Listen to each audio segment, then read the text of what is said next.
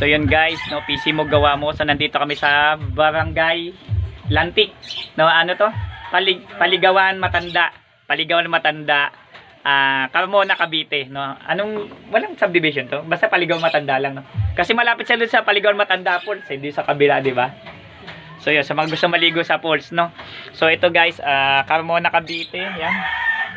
So bali boundary na silang Binyan, tsaka GMA. So apat na. Ito yung piso wifi.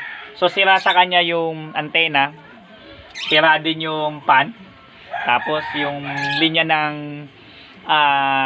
tawag dito RGB LED frame ay sira din. So somehow yun inayos, and then yun inayos na rin siya.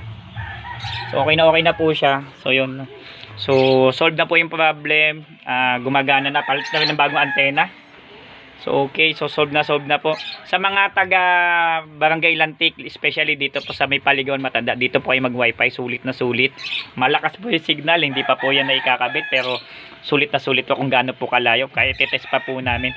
So maraming pong salamat. Mamaya na magkita-kita tayo sa GMA Poblacion 1, Sunshine Kabuko, Bukana Sasahan, at saka Barangay Halang Dorotea, Kalugkob po. Maraming salamat po, no.